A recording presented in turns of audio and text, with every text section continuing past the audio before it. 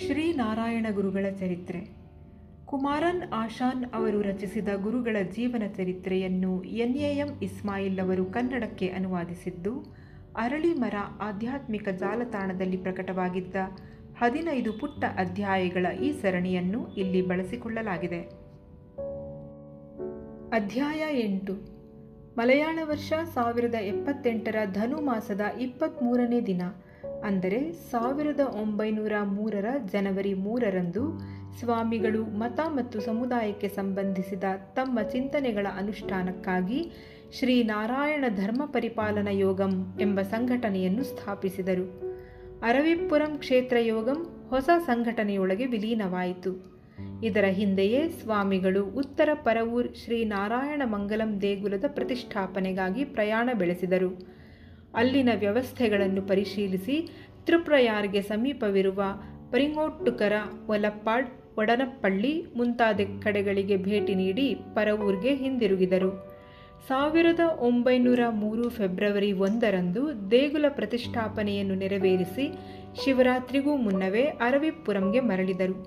ಈ ಅವಧಿಯಲ್ಲಿ ಸ್ವಾಮಿಗಳು ತಾವು ಭೇಟಿ ನೀಡಿದ ಊರುಗಳಲ್ಲಿದ್ದ ಹಲವು ಪ್ರಮುಖರನ್ನು ಶ್ರೀನಾರಾಯಣ ಧರ್ಮ ಪರಿಪಾಲನಾ ಯೋಗಂ ಸದಸ್ಯರನ್ನಾಗಿಸಿದರು. ಅಷ್ಟೇ ಅಲ್ಲ, ಹಲವೆಡೆ ತಮ್ಮ ಮತ ಸಂಬಂಧಿ ಚಿಂತನೆಗಳ ಅನುಷ್ಠಾನಕ್ಕೆ ಅಗತ್ಯವಿರುವ ಸಂಸ್ಥೆಗಳನ್ನು ಆರಂಭಿಸುವ ವ್ಯವಸ್ಥೆಯನ್ನೂ ಮಾಡಿದರು. 1904ರಲ್ಲಿ ಸ್ವಾಮಿಗಳು ಆಚರಣೆಗಳ ಸುಧಾರಣೆಯಲ್ಲಿ ತೀವ್ರವಾಗಿ ತೊಡಗಿಕೊಂಡರು. ತಮ್ಮ ಸಮುದಾಯದ ಜನರಲ್ಲಿ ವ್ಯಾಪಕವಾಗಿದ್ದ ತಾಲಿಕೆಟ್ಟು, ಮದುವೆಯಂಥ ಅನಗತ್ಯ ಸಮಾರಂಭಗಳನ್ನು ನಿಲ್ಲಿಸುವಲ್ಲಿ ಯಶಸ್ವಿಯಾದರು. ಅಷ್ಟೇ ಅಲ್ಲದೆ ಮದುವೆಗಾಗಿ ಹೊಸ ವಿಧಾನವೊಂದನ್ನು ರೂಪಿಸಿ ಜನರು ಅದನ್ನು ಅಳವಡಿಸಿಕೊಳ್ಳುವಂತೆ ಮಾಡಿದರು. ಈ ಕಾರ್ಯಗಳಿಗಾಗಿ ಸಮುದಾಯದ ಹಲವು ಮಹಾಸಭೆಗಳಲ್ಲಿ ಸ್ವಾಮಿಗಳೇ ಸಾನ್ನಿಧ್ಯ ವಹಿಸಿ ಜನರಿಗೆ ಒಳಿತು ಕೆಡುಕುಗಳ ಅರಿವನ್ನು ಮೂಡಿಸಿದರು. ಆಚರಣೆಗಳಿಗೆ ಸಂಬಂಧಿಸಿದ ತಮ್ಮ ಚಿಂತನೆಗಳನ್ನು ಶ್ರೀನಾರಾಯಣ ಧರ್ಮ ಪರಿಪಾಲನಾ ಯೋಗಂ ಹಾಗೂ ಮತ್ತಿತರ ಮಾರ್ಗಗಳ ಮೂಲಕ ಜನರನ್ನು ತಲುಪುವಂತೆ ನೋಡಿಕೊಂಡರು. ಇವೆಲ್ಲದರ ಫಲವೆಂಬಂತೆ ಹಲವು ಪ್ರದೇಶಗಳಲ್ಲಿ ಈಳವ ಸಮುದಾಯಕ್ಕೆ ಸೇರಿದವರು ತಾಲಿಕೆಟ್ಟು ಮದುವೆಯನ್ನು ನಿಲ್ಲಿಸಿ ಗುರುಗಳು ಆವಿಷ್ಕರಿಸಿದ ವಿಧಾನದಲ್ಲಿ ಮದುವೆ ಮಾಡತೊಡಗಿದರು.